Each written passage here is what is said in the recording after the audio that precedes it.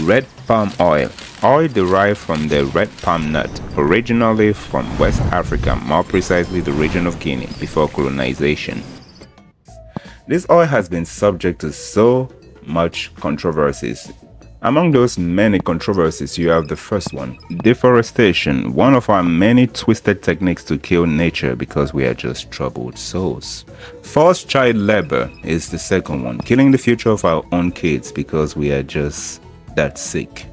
Third one is more sad. You see, just before the scramble of Africa, that same small region of Guinea was responsible for the production and supply of 100% of all the red palm oil of the planet. Fast forward today, only 5%, despite the fact that we expanded the territory, with Asia and South America taking the rest.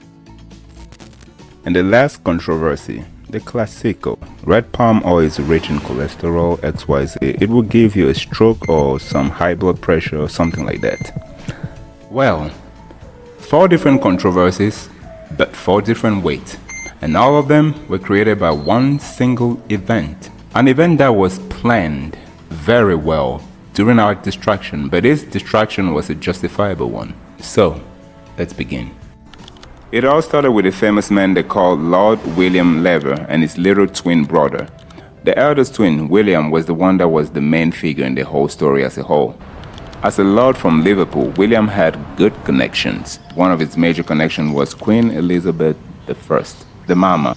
The second one he had was King Leopold of Belgium, the man that said that Congo was just his private garden, so he could do whatever the hell he wanted to do with it.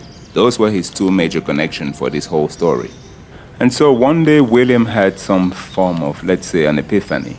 With the hand of the queen on his shoulder, he went and spoke to King Leopold and asked him, can he have some territory in the land of Congo with some slaves? Sorry, let's say free workers. And of course, King Leopold agreed. The terms and conditions for the whole agreement was fairly long, but it was profitable at the end to both parties extremely.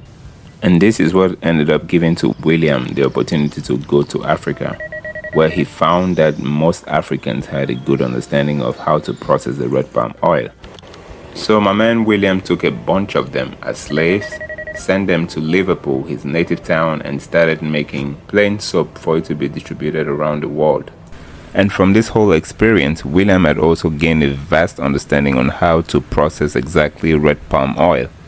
Here's a quick course for you. So the first thing, if you cut the palm nut into half, you'll get the mesocarp, which is the fleshy part of the palm nut. Secondly, you will see the endocarp, which is the shell protecting the kernel. And the kernel is the last part, of course. The next part to understand is that our ancestors understood how to use all these 3 parts. They understood that you take a bunch of palm nuts, you put them in a mortar, you use a pestle, you pound the shit out of it, you mix it with some water, you stir it with a stick, and you make it go through a sieve. This filtrate is what they call cream of pulp. But my African people did not stop here.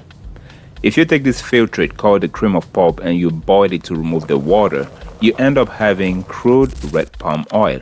And they still didn't stop there. If you boil the red palm oil to a point where you cross the boiling point, you end up having precipitate getting at the bottom. You get rid of the precipitate by filtration and you end up having bleach, deodorized, refined red palm oil.